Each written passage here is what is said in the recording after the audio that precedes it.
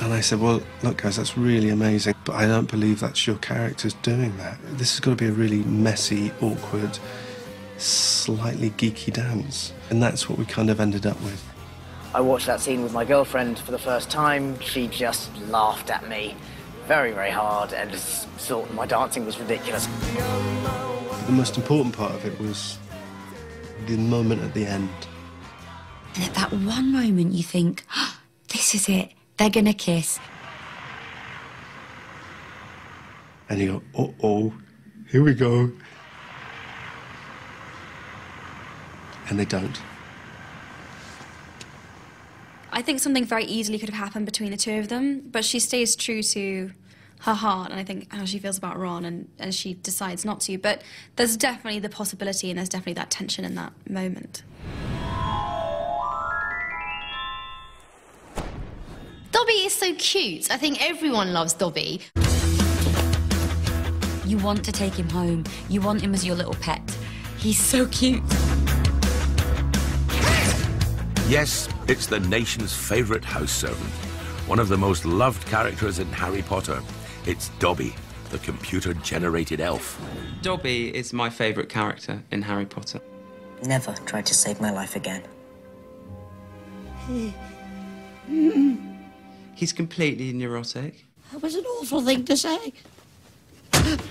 Dobby! Dobby is as real as Hermione, as Ron, as Harry. Dobby is a rounded character. Master has presented Dobby with clothes. Dobby is free. Producers were very kind and they laid on tours for the casts and crews, friends and family. They always wanted to meet Dobby, the kids, and they were enormously disappointed to find out that he lives inside a Mac motherboard. But of his many acts of mischief, this was the one that first endeared Dobby to the world. Dobby, get back here. Dobby must do it, sir, for Harry Potter's own good. The first one we see is when he, much to Harry's horror, you know, he makes the cake hover.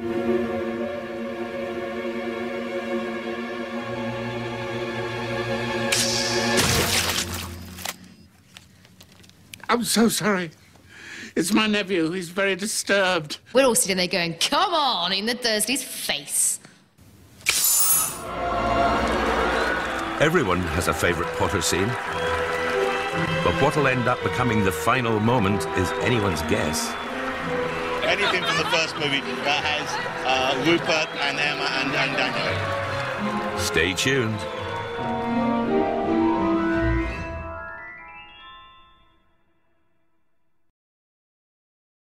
Now, you can step inside the adventures of the wizarding world of Harry Potter, only at Universal Orlando Resort. Experience an entire world of magic and excitement, including the groundbreaking ride, Harry Potter and the Forbidden Journey. The ride is essentially a condensed form of the chaos of Harry's life. With the biggest opening in cinema history, The Deathly Hallows is spectacular, gripping, jaw-dropping. In cinemas now.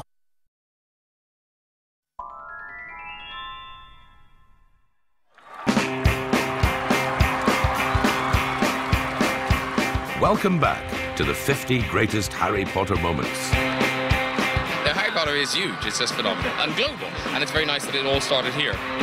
As the final instalment hits the screens, Harry Potter must be celebrated as an extraordinary British success story. Hi, diddly-dee, an actor's life for me. A high silk hat and a silver cane, or what you go for Professor Dumbledore. Professor McGonagall. One of its defining qualities is its cast, the greatest roll call of British acting talent ever assembled on film. The cast list for the Harry Potter films reads as a who's who of great British acting talent. I must be the one to kill Harry Potter. What's I think should be celebrated now as it's finishing is the great achievement of such great skill and talent that's here in Britain. We've had the privilege of working with some of the very finest actors today in the UK or abroad. I mean, they're the greatest actors in the world, but they just happen to be British. When you look at that cast, You think, I cannot imagine anybody else playing any of those roles. It is absolutely perfect. And when you read the books, you see Alan Rickman, you see Daniel Radcliffe, you see Gary Oldman. You can't imagine it any other way. Are you going to kill me, Harry? One of the reasons I think that all the British actors do so well in this and are so loved around the world is that they're all theatre actors. Barty Crouch, Jr. I'll show you mine if you show me yours. And so they come in boldly. They hit the ground running, they create characters. They don't come as themselves, they're not underplaying anything. You have the grin. The grin? What's the grin? Not the grin, you idiot, the grin. They're just grabbing hold with both hands and creating big moments. Already here, Fudge. Good. I did keep saying, gotta be British, gotta be British, gotta be British. I just felt we've got some of the best actors in the world here. The books are so inherently British. Why would we not have British actors? And why not? Britain's definitely got talent. Harry Potter. Now, Harry Potter's first dramatic turn towards a dark side began here, when Harry encountered some supernatural fare dodgers. Why are we stopping? We can't be there yet. Dementors, they're prison guards, but they come and suck out the very soul of whoever they fancy. And you know when they arrive, because everything gets a bit chilly. You know, you feel them before you see them. Everything freezes, they drain the life out of everything that they come into contact with. They're not a bogeyman as such, you know, they are about fear. They're about drawing fear out of people. They're sort of a graphic representation of terror. You never quite know what's under the cloak in either the book or the film. You know there's something horrible under there. You know it's not a ghost. You know it's at least partly physical. You know, but you know it's not human.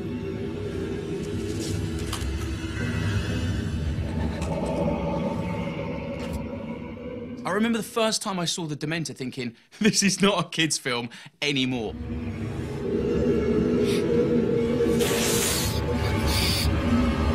It was terrifying. I remember being in the cinema and the atmosphere was, I mean, you could hear a pin drop.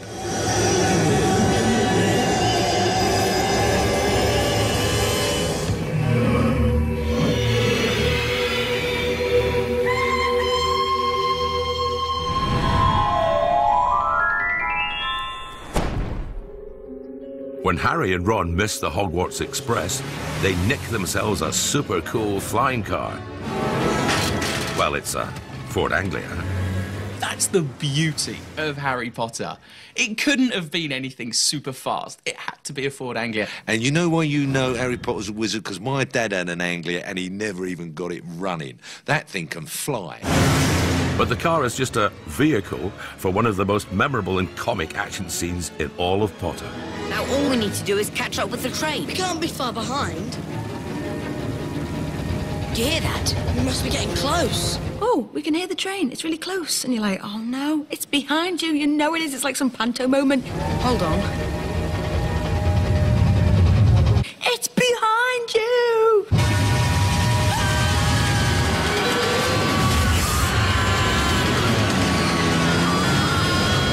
Rupert Grint's face in the car when they're flying along is, you know, some of the great face pulling in the history of cinema.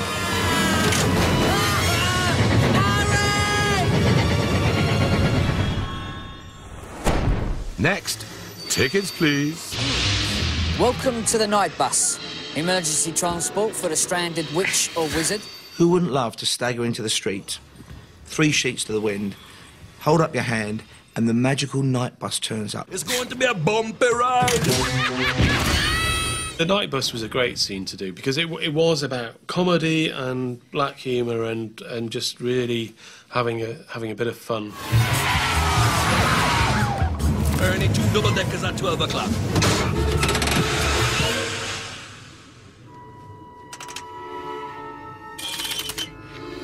Mind your head.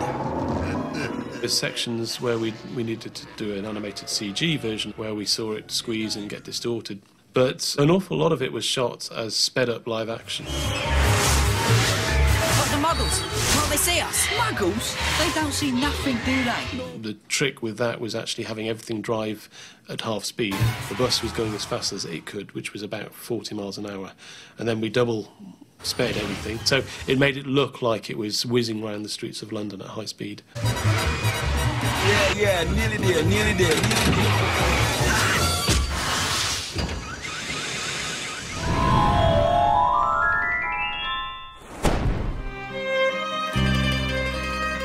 Meet Sirius Black, dangerous wizard renegade, and a man who at first appears to have it in for Harry.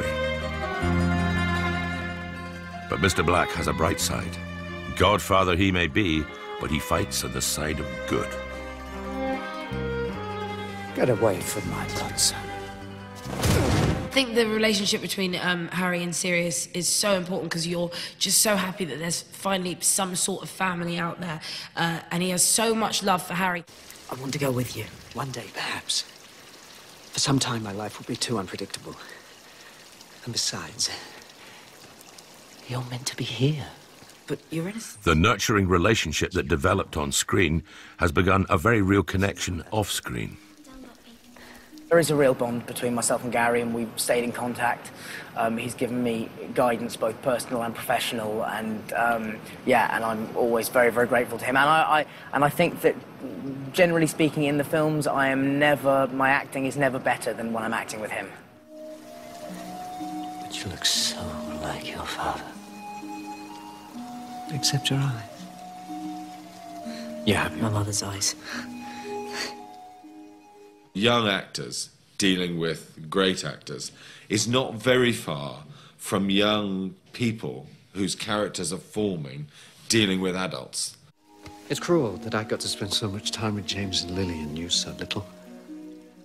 Gary is the person that I keep coming back to time after time because he is, I regard him as pretty much the best England has to offer. I think he's just a wonderful, wonderful actor. The ones that love us never really leave us. And you can always find them. In here.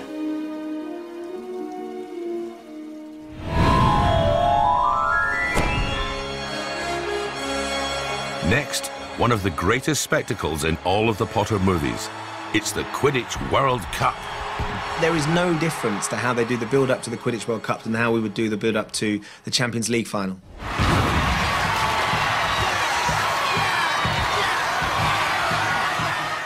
That was a magnificent moment, the Wizards Millennium Stadium or whatever it is, the first time you see that, and it looks like it's going to be like Wembley, even though it's got a different set of arches.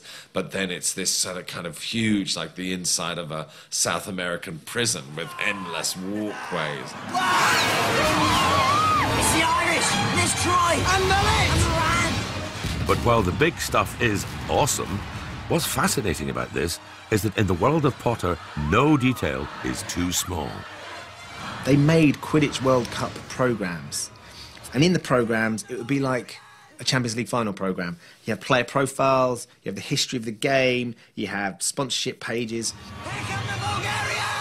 No one was ever going to see these programmes. There was never going to be a close-up of the programme, but they still went to the effort of making them and making tons and tons of these programmes just in case in the back of shot someone might see a programme and they couldn't possibly have it being a bit of blank paper. Look, there's one. That bloke's reading it. And if you're wondering where England are, they didn't qualify. Looks like they got that detail right as well. I think that's a joke on J.K. Rowling's part there. This is the moment the world goes, wow, these guys can really, really act. Frustrated by their battle against the Dark Lord Voldemort, here an exhausted Harry and Ron genuinely turn on each other. What's wrong? Wrong? Nothing's wrong. Not according to you, anyway. It was very difficult because me and Rupert get on so well and laugh so much that actually to kind of really have to have a go at each other was quite hard. If you've got something to say, don't be shy. Spit it out. All right, I'll spit it out. But don't expect me to be grateful just because now there's another damn thing we've got to find. I thought you knew what you signed up for. Yeah. I thought I did too. He just doesn't believe that Harry's given all the information out. He thinks Harry's holding back. I thought you knew what you were doing. I thought Dumbledore would have told you something worthwhile. I thought you had a plan. I told you